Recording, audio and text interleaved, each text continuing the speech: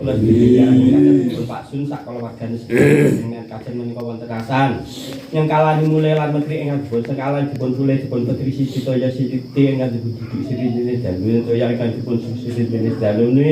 lan perlu caos sengkala mulai lan menteri malih sikap bakal ingkang boros soe sembanaran mriki sedaya caosi. Yang kalani mulai lan menteri mugi-mugi Pak Sun sak keluargane sedaya kala wau tansah dipun jangkung kalujeng ayem tentrem tinggal langgeng kantuna gampang nipun. Sami pada sadang kelawan tedo sedhi jenis galuna dinten akad iwan iki salajengipun mangke kenal tunggal napa sasan. Mbok menawi wonten kelepatan anggipun mulai menteri mugi-mugi Gusti Allah kesoparing papura saksan batu kajar malih kajatipun menika wonten asan kalan mulai lan menteri saperlu ngendelaken kalih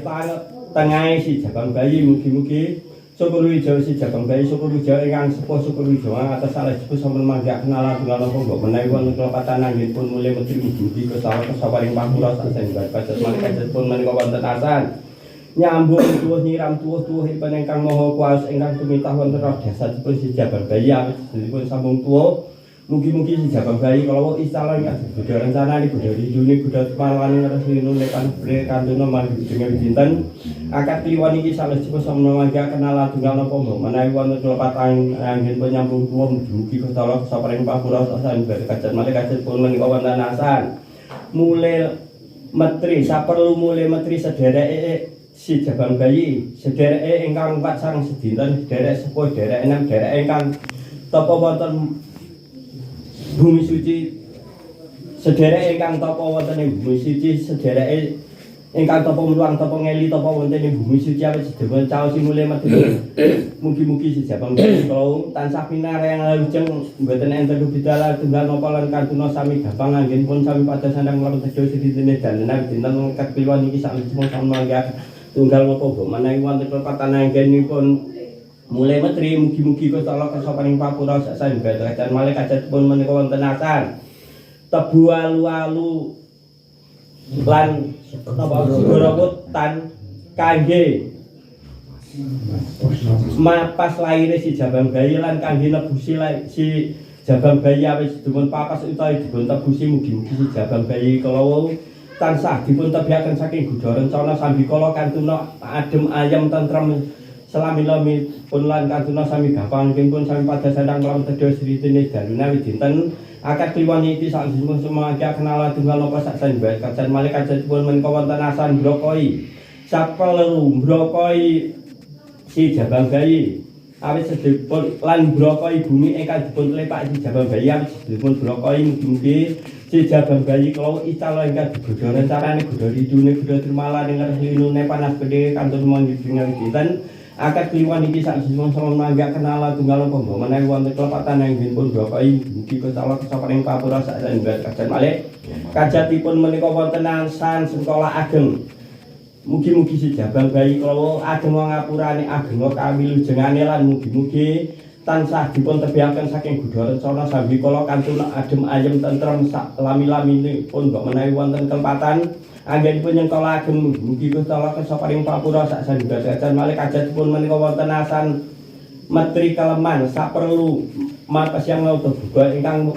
tapa wonten ing dasaring bumi lan mbok menawi wonten ulu-ulu raja tinulu balung tinumpuk salebete pekawisane Pak Sun ngriki sageta lebur sageta tawar sageta sampurna lan kantuna adem ayem tentrem dipun yeni selami-laminipun sak keluargane sedaya mugi-mugi Pak Sun sak keluargane sedaya kula tansah pinaringan arah lujeng ayem tentrem tinggal langgeng semula kantuna gampang kinten sami pada sandang kelawan tedo sedinten dalina dinten akad kliwon iki salajengipun sama agak kenal tunggal napa sak sanjati kajan malih kajatipun menika wonten asan ngawilujengi saperlu ngawilujengi dinten akad kliwon kangge ngandelaken kalih tengahe si jabang bayi syukur wijawa si jabang bayi syukur wijawa ingkang sepuh syukur wijenga ngantos salajengipun sampun enten bidala tunggal napa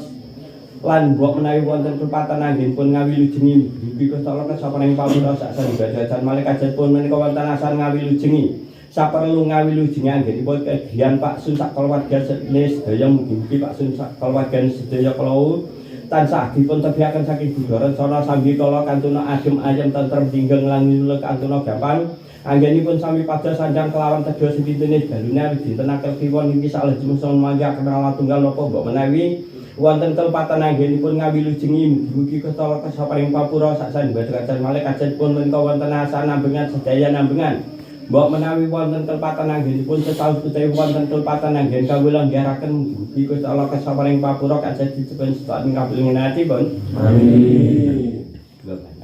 Alhamdulillah bismillahirrahmanirrahim sallallahu alaihi wasallam Muhammad wa ala alhamdulillah